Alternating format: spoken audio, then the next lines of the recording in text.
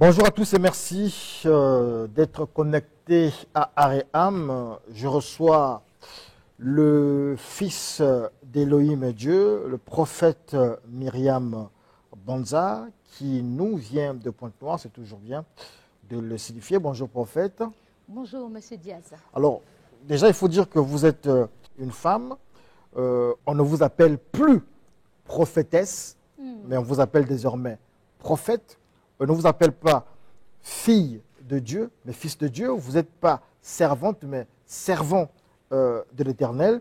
Je le dis parce que le thème qui nous met en face aujourd'hui, c'est le retard d'une partie de l'Église à comprendre que le Seigneur peut utiliser une femme dans les hautes instances de l'Église comme pasteur, apôtre, évangéliste, prophète.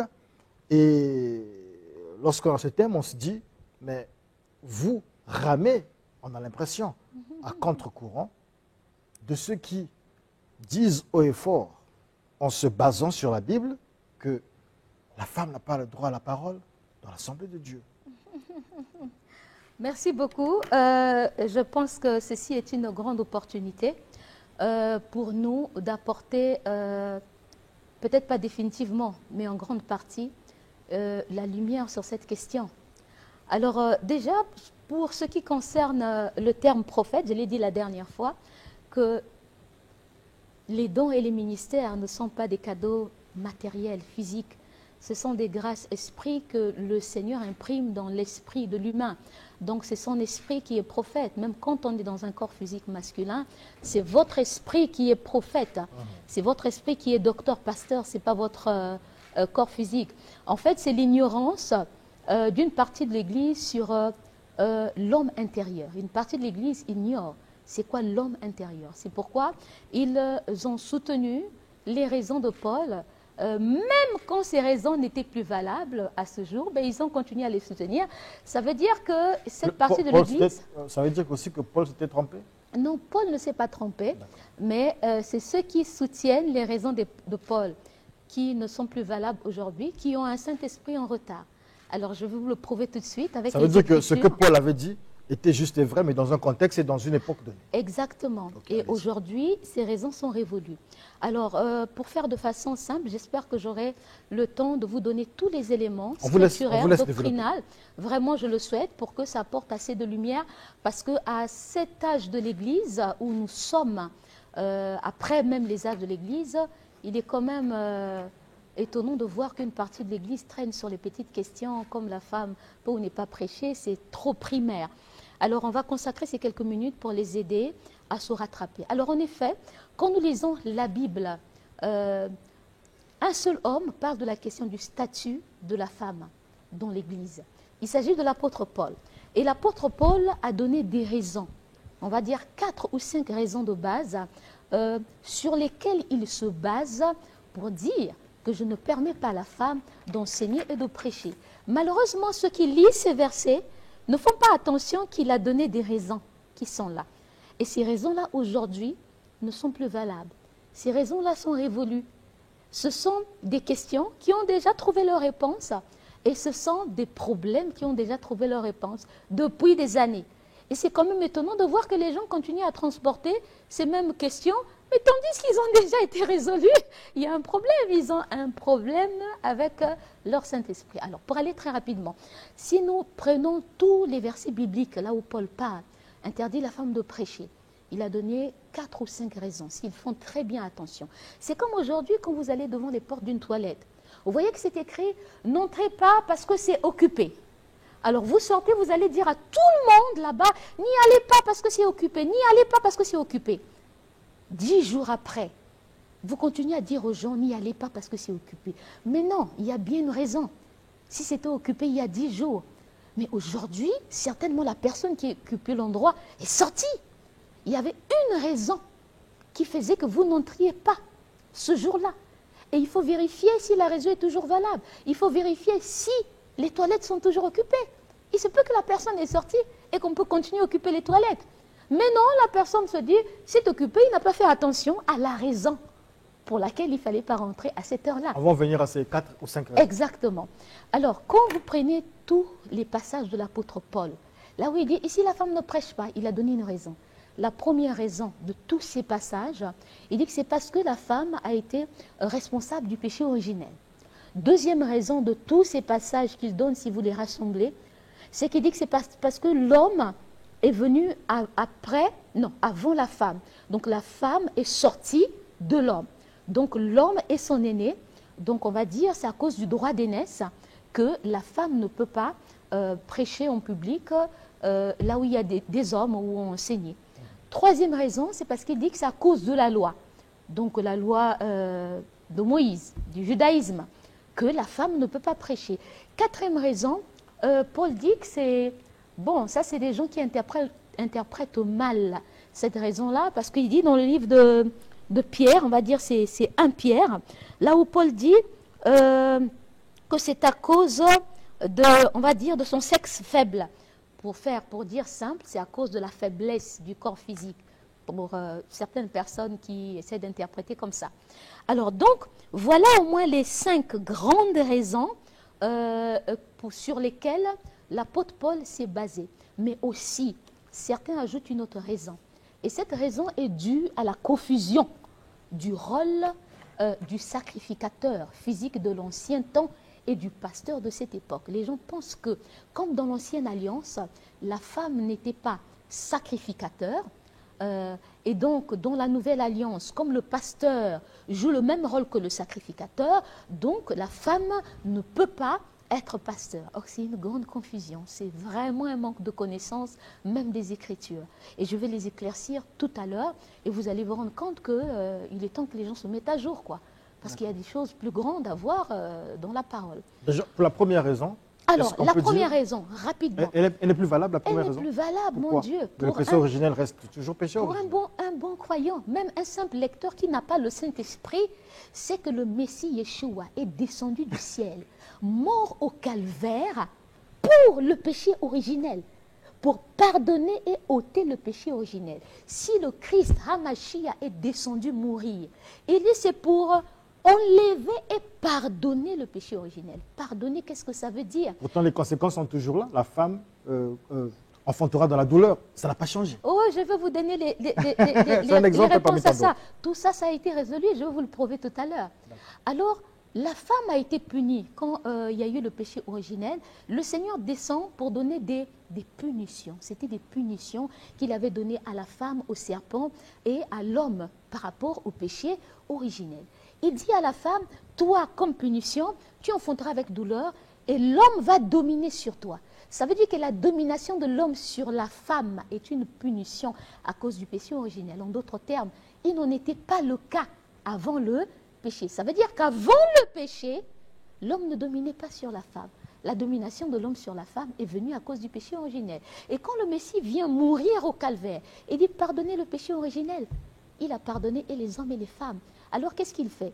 Il dit la punition est levée. Levez-vous, vous n'êtes plus punis. Vous repartez dans votre condition initiale. C'est comme vous, monsieur Diaz, quand vous punissez un enfant, ce n'est pas éternellement. Beaucoup de gens ont cru que la punition de la femme était éternelle. Mais c'est depuis plus de 25 ans, quand le Messie est mort, que là-haut, on sait ce péché a été pardonné. S'ils disent que la femme est toujours soumise à l'homme, ça veut dire que le Messie n'est pas mort au calvaire pour les femmes. C'est bien clair. Ça veut dire que la femme aujourd'hui peut aller épouser un homme. Pardon? Ça veut dire qu'aujourd'hui la femme peut aller épouser un homme. Non, ça ce sont des questions de culture. Parce que d'accord, ok, épouser, mariage, tout ça c'est des cultures. Vous verrez que dans certaines cultures, comme en Inde, on nous dit que ce sont les femmes qui vont donner les dots. Ça c'est humain, quoi. Ça n'a rien à voir avec le spirituel. Alors pour nous ici, déjà cette raison-là, si aujourd'hui certains croyants sont capables de dire, ont le courage de dire que la femme est toujours inférieure à l'homme, ça veut dire pour eux que le Messie n'est pas mort au calvaire pour les femmes. Les femmes ne sont pas pardonnées du péché originel. Alors ça c'est grave, ils auront des problèmes avec celui qui est là-haut. Ça veut dire qu'ils n'ont pas compris les Écritures. Alors pour aller très vite, la punition n'était pas éternelle. C'était une punition. C'était à cause du péché. Le péché s'est enlevé, pardonné. les gens se sont levés. Vous avez dit une chose intéressante. Vous avez dit, ok, vous avez dit c'est pardonné. Donc la femme repart dans sa position initiale. Donc elle devient l'égale de l'homme. Et oui, le patron avait dit dans la Bible, dans Genèse, quand il a créé l'homme et la femme, il a dit aux deux de dominer. Ce sont les deux qui devaient dominer. De réponse à ma question, quand on passe à la deuxième raison, la femme continue toujours à enfanter dans la douleur. Oui, mais alors, vous voyez, enfanter dans la douleur, et l'homme, la punition de l'homme, c'était gagner à la sueur de son front. Ça n'a rien alors, changé. Je vais vous dire une chose intéressante. Quand le Seigneur, quand le patron de la création donne une sentence, ça veut dire que depuis le monde spirituel, cette chose est fermée. Ça veut dire qu'aucun esprit, aucune chose ne peut apporter la solution à cette question-là. Parce que les questions qui viennent sur la terre des hommes viennent de la création invisible. Ça veut dire que même la science, la technologie, les spirituels, aucun esprit, aucune puissance du monde spirituel ne peut descendre apporter une solution à cette question-là, tant que le Créateur l'a fermée. Ça veut donc dire que depuis que le patron avait prononcé cette décision-là, aucun homme ne pouvait gagner de l'argent sans la sueur de son front, aucune femme ne pouvait enfanter sans la douleur. Mais depuis que le Messie est mort au calvaire, depuis la création invisible, c'est ouvert. Il y a aujourd'hui des scientifiques, il y a aujourd'hui des gens qui reçoivent des révélations, des méthodes. Mais c'est nous les Africains qui sommes en retard, qui croyons qu'on a besoin de souffrir, vous les hommes, pour avoir de l'argent. Il y a des gens aujourd'hui qui n'ont pas besoin de souffrir, monsieur Diaz. Il y a des gens qui sont assis derrière, je ne sais pas, une petite chaise, ils mangent, ils prennent son petit verre de jus. L'argent est en train de rentrer dans son compte, des millions. Il n'a pas besoin de souffrir. Il est assis, il passe un petit coup de fil, il est en train de faire je ne sais pas quoi sur Internet. La sueur du front, ce n'est pas à prendre au bas mot comme ça, à la lettre. C'est une image. Il faut travailler pour avoir de l'argent. Celui qui appelle, il travaille. Oui. En fait, ici, le travail n'est plus comme on le pensait. Pour certains, c'est juste un petit moment agréable. Passer un coup de fil et vous avez des millions qui rentrent dans votre compte. Ce n'est pas de la souffrance. C'est un travail. Déjà. Mais avant, ce n'était pas le cas. Il fallait souffrir. Donc cette chose a été ouverte depuis le monde spirituel. Donc les scientifiques reçoivent beaucoup des idées pour que cette chose, ce commandement ne soit cette punition. Voilà, cette punition ait trouvé sa réponse. Et pour ce qui concerne la femme, les douleurs d'enfantement, Monsieur Dia, c'est toujours l'Afrique qui est en retard. C'est nous en Afrique qui croyons que les femmes doivent accoucher avec douleur. Ailleurs, il y a des femmes qui accouchent sans douleur. Il y a même mais il y a plusieurs procédés pour avoir des enfants en paix, même en rigolant. C'est nous les Africains. Pourquoi le Créateur a permis cela? Que la science avance et trouve des réponses à ce que lui, il avait interdit. Parce que c'était ouvert, c'était pardonné. C'est l'Afrique qui est en retard. Deuxième raison, merci. La femme est sortie de l'homme. Vous dites que ça n'a plus de sens aujourd'hui. Mon Dieu, c'est révolu, c'est en retard. Cette question-là avait trouvé sa réponse. Déjà, quand on dit que c'est parce que la femme, on dit l'homme est sorti avant, donc le droit d'aînesse. Déjà, cette pensée-là, elle ne vient pas du Créateur. Parce que quand nous lisons les Écritures, depuis Genèse jusqu'à Apocalypse, on a pris le soin d'observer comment le Créateur, quels sont les critères de sélection du Créateur pour être chef spirituel.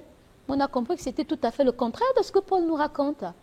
Quand on part même dans la loi, on a vu le Créateur utiliser des gens qui étaient les derniers. Regardez Joseph, il était le dernier d'une famille de 12. Mais dans la coutume juive, on disait c'est le yaya. Vous voyez, quand Elohim envoie le prophète pour aller dire au papa, on veut établir, oindre l'un de tes frères, de tes fils prophètes. Voilà le papa qui dit non, il appelle l'aîné. Le prophète veut mettre l'onction, l'esprit dit non, non, c'est pas lui. Il apporte un autre, et finalement, c'est le tout dernier que le Créateur choisit. Et ce qui est tout à fait confusion avec la tradition juive. Donc, en fait, quand on étudie la Bible, le comportement du Créateur, c'est tout à fait contraire à ce que Paul dit. Le patron de la création invisible, lui, quand il veut choisir une personne pour des questions de commandement spirituel, il ne tient pas compte du droit d'aînesse. Comme Paul a semblé nous le dire ici dans les passages, que je vais vous citer, j'ai pris tous ces passages-là que Paul cite. Elle ne prêche pas parce qu'elle est sortie avant, après. Cette raison-là, en fait, on comprend que Paul l'a donné, c'était par rapport à la coutume juive. Mais ce n'était pas la pensée du Créateur. Si nous allons plus loin, Gédéon a été pauvre, le Seigneur l'a choisi. Qui d'autre? On a David aussi. David aussi, il était le Benjamin, on l'a choisi. Quelqu'un va me dire, pour une femme, Mais on a l'exemple de Déborah. Déborah était choisie comme juge et prophétesse en Israël. Qu'est-ce que ça veut dire? Juge, dans l'Ancienne Alliance, il y avait trois sacerdoces. C'est comme dans la Nouvelle Alliance, le contrat de la Nouvelle Alliance où nous sommes, il y a 5 ministères. On a un sacerdoce qui a 5 ministères, donc les représentants du Seigneur. On a pasteur, docteur, évangéliste, prophète et docteur. Et dans l'Ancienne Alliance, nous avions 3 ministères qui formaient ce sacerdoce. Et dans les 3 ministères, la femme a occupé les 2. Et le plus grand ministère de l'Ancienne Alliance, qui était le ministère de prophète. Que représentait le prophète dans l'Ancienne Alliance? Le prophète représentait le porte-parole. Il était comme le pape dans notre génération. Et il y a eu une époque où le Créateur n'a pas trouvé d'homme disponible intérieurement. Il dit, moi, vos coutumes, moi, c'est le spirituel. Il n'y a pas d'homme disponible intérieurement. Moi, je prends une femme, je vois une femme qui a un cœur disponible. Il a pris la femme parce que les hommes n'étaient pas disponibles. Ben oui, ils n'étaient pas disponibles. De cœur. C'était pas intentionnel, en fait. De cœur, en fait. Et il a pris Déborah. Déborah était comme qui dirait aujourd'hui, si c'était dans notre génération, Déborah représentait le pape. C'est un être humain, dans un corps, d'une enveloppe corporelle féminine. Et elle était juge aussi. Qu'est-ce que ça veut dire, juge? Le malheur, c'est que les croyants de cette génération ne lisent pas beaucoup et ne font pas des recherches. Juge, dans notre époque, c'est le président de la République. C'est l'autorité administrative, militaire, économique. Et à cette époque, c'était Déborah. Donc, elle a occupé le ministère de juge, qui est après devenu le ministère de prophète. Elle a occupé le ministère de roi. Et pour le ministère de sacrificateur, c'est là où certains se disent, ok, bon, elle n'a pas occupé le ministère de sacrificateur. Mais si vous étudiez bien, le plus grand ministère, c'était le ministère de prophète. Parce que c'est le prophète qui oignait même le sacrificateur dont on parle.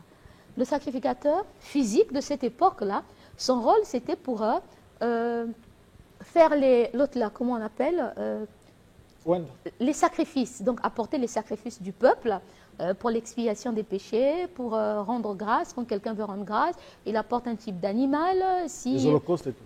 Ainsi de suite. Donc c'était son rôle de sacrificateur. Et ce rôle était un rôle temporaire. Le sacrificateur physique était temporaire. Pourquoi? Parce que le Créateur, le Seigneur avait prévu lui-même jouer le rôle du sacrificateur spirituel. Donc le dernier et le seul sacrificateur spirituel, c'est lui-même qui est venu l'accomplir. Et une fois qu'il l'a accompli, pour enlever le péché originel, il dit désormais, je n'ai plus besoin de sacrificat. Tout croyant devient sacrificateur maintenant pour ses propres péchés. Maintenant, le pasteur de notre époque. Aujourd'hui, les gens croient que le pasteur de notre époque, pasteur évangéliste, il joue le rôle de sacrificateur de l'ancienne alliance. Non, ils ne sont pas sacrificateurs. Le pasteur d'aujourd'hui n'est qu'un, on va dire, c'est un berger. Parce que le mot pasteur est tiré de berger. Un berger, c'est un gardien des brebis, un gardien des troupeaux. Donc le pasteur d'aujourd'hui, le Seigneur l'appelle pour être le gardien des troupeaux. Donc des âmes et des esprits qui viennent dans son église. Et son rôle, c'est quoi? C'est de prendre la révélation que le Seigneur lui donne. Ce n'est pas lui qui produit le repas. Il prend la révélation que le Seigneur lui donne et lui donne aux brebis, que les brebis mangent. Et lui, les brebis, ce sont des âmes et des esprits, pas les corps de ces gens. Le pasteur, le berger, il conduit quand même le troupeau. Mais il conduit... Il dirige, il oriente. Oui, il dirige, il oriente avec l'aide de qui? Du Saint-Esprit. Tout ce qu'il doit faire doit être conduit, guidé par le Saint-Esprit, qui lui donne même la révélation. Parce que les troupeaux qui sont là, les brebis qui sont là, ce sont les âmes et les esprits. Les gens confondent. Ils croient qu'on a besoin d'un pasteur avec un corps physique masculin, parce qu'ils croient que le corps physique participe. Non, le corps physique ne participe pas au ministère. Parce que déjà, je vais vous dire une chose qui va vous choquer, monsieur Diaz. Est-ce que vous savez que spirituellement, quand le Seigneur appelle un pasteur à le servir, c'est pour que ce pasteur joue le rôle d'une femme? Les pasteurs que vous voyez dans la création invisible, sans l'épouse, le Seigneur les appelle en tant que des femmes. Parce que la provision qu'il reçoit, donc la semence qu'ils doivent donner aux brebis, la semence vient du Seigneur. Donc c'est lui le mâle. C'est le Seigneur qui est le mâle parce que c'est lui qui produit la semence. Et il prend la semence, il donne au pasteur qui joue le rôle de la femme, de la maman, de la nourrice. Parce que si le Seigneur appelle un homme en tant qu'homme, alors on va repartir à ce qu'on appelle 2 hommes. Ça n'a rien à voir. En fait, le pasteur est une femme spirituelle qui prend le repas, la semence qui vient de l'époux, qui est le Messie. Et lui, le pasteur, quand il prend la semence, il donne à manger aux brebis. Et les brebis dont il doit prendre soin, ce sont les âmes et les esprits de ces gens. Ce n'est pas les corps de ces gens. Ça veut dire qu'il n'a pas besoin d'utiliser son corps physique. Il n'a pas besoin de la force physique pour protéger ses âmes. Il n'a pas besoin de la force physique pour chasser le diable. Mais on a plutôt besoin de la force de son esprit, de la force de son âme. Je ne sais pas si je me fais comprendre. Je vous comprends. Donc ça veut dire que l'Église, en vérité, est une structure spirituelle où le corps ne participe pas. C'est parce que ceux qui sont toujours avec ces vieilles thèses, qui ont un Saint-Esprit en retard, mais ne savent pas que tous ces spirituels, même si ce n'est pas tous les pasteurs, jouent le rôle des femmes. Et leur corps n'a rien à voir avec le ministère. La deuxième raison tombe donc, celui du droit d'aînesse, celui du genre. Pour dire que ça du droit d'aînesse, il y a beaucoup de passages qui montrent que le Seigneur ne tient même pas compte du sexe, si vous êtes né, le petit, le grand. Il y a beaucoup de versets, ce n'est que scripturaire. Troisième raison, la loi. Troisième raison, la loi. Alors quand on dit, elle ne prêche pas parce que la loi le dit. Pour des croyants intellectuels, on doit se poser la question, c'est quoi cette loi? Est-ce que c'est la loi de Moïse? Oui, il s'agit de la loi de Moïse, parce qu'à cette époque-là, le Messie vient de partir. Et ceux qui ont la parole, c'est les Pauls qui viennent d'arriver. Et il dit, si la femme ne prêche pas, c'est à cause de la loi. Quelle loi? C'est la loi de Moïse. Or, la loi de Moïse a deux parties. Il y a la loi écrite et la loi orale. C'est ce que cette partie des croyants n'ont pas compris. La loi orale, c'est... Alors, je vais commencer par la loi écrite. La loi écrite ne change pas. C'est la loi que le Créateur avait donnée à Moïse sur la montagne. Cette loi-là, elle est valable jusqu'à aujourd'hui. Tu ne voleras point, tu ne tueras point, tu ne commettras pas d'adultère. C'est à perpétuité. Et ça ne peut pas changer. C'est la loi est écrite. Et en plus de cette loi écrite-là, qui est immuable, il y a la loi orale. La loi orale, c'est la loi que les anciens d'Israël ont établie pour mettre l'harmonie en milieu social. Et si nous lisons un passage ici de la Bible qui va vous étonner, Marc chapitre 7, le verset 5 à 13, ici le Messie est même en train de parler sévèrement aux chefs de la religion juive, et plutôt judaïque, pour leur dire, vous les scribes et les pharisiens, vous priorisez la loi des hommes, vous prêchez plus la loi des hommes dans les synagogues au détriment de la loi d'Élohim Dieu. Qu'est-ce qu'il voulait dire? Il voulait dire que Israël mettait en avant la loi orale, qu'on appelle encore la halakha en hébreu, qui a été conçue par les anciens d'Israël. Et le Messie a appelé ça la loi des hommes. Et ça ne sauve pas. Ce sont des lois qui sont là pour mettre l'harmonie au milieu social. Maintenant, regardez ce qui est la confusion. C'est que certains hommes de Dieu ou croyants, surtout de l'Afrique, sont allés au fond faire des recherches. Ils prennent cette loi orale, qui n'est pas la loi écrite, qui donne le salut, la connexion avec le Créateur, pour l'imposer comme si c'était une loi du salut. Non. Et les lois orales changent selon les époques, selon les circonstances, selon l'évolution des conjonctures. La loi orale change. Je vous donne un exemple. Il n'y a pas que Moïse, il n'y a pas que la loi ici d'Israël qui avait une loi orale. À l'époque du prophète Branham, quand il est arrivé, il a donné des lois en dehors de la loi des révélations qui pouvait donner le salut au peuple.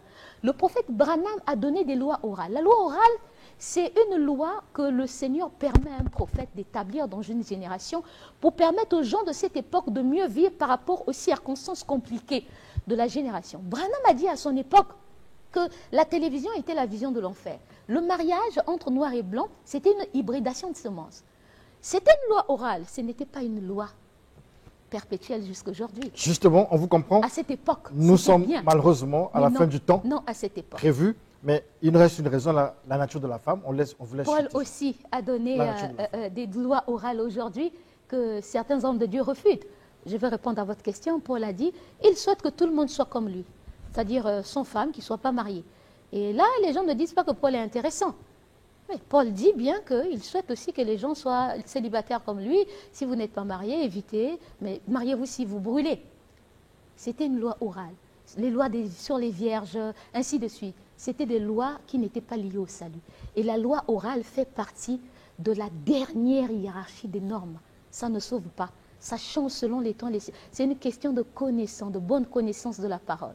Donc c'est vraiment une perte de temps pour ces croyants-là de traîner là-dessus. La parole à 4 degrés. Il faut considérer donc que ces gens-là c'est cette partie de l'Église qui est en retard. Vraiment en retard parce que toutes ces questions ont trouvé leur réponse, tous ces problèmes ont trouvé leur solution. Le Saint-Esprit là-haut, c'est qu'ils sont très en retard. Merci beaucoup. Nous sommes en mars, c'est le mois de la femme et je pense que ce sujet entre justement dans cette actualité-là. On vous remercie de nous avoir édifiés là-dessus. On accepte vos vérités. Non, elles sont basées sur la Bible. On acceptera aussi les vérités des autres qui contredisent ce que vous dites en se basant aussi sur la Bible. Et nous trouverons bien un débat autour de cette question avec vous. Est-ce que vous êtes disponible pour le débat? Le débat, je ne sais pas ce que c'est, mais il n'y a pas de souci. Si on me pose des questions, je réponds selon les Écritures. D'accord. Merci beaucoup. Votre numéro de téléphone? 05 566 44 22 pour le WhatsApp. 06 628 01 08 pour l'appel. J'ai encore beaucoup de choses. Je suis à Pointe-Noire. J'ai encore beaucoup de choses à dire sur cette question. On aura d'autres émissions pour en parler. Merci beaucoup, prophète Myriam Bonza. Vous êtes mariée? Ah oui, bien sûr. Vous portez le nom de votre mari? Pardon? Vous portez le nom de votre mari? Ah mais bien sûr, Bonza, c'est le nom de mon mari. Ça, c'est la soumission, c'est la domination. Non, pas du tout. On en reparlera prochainement. Merci beaucoup.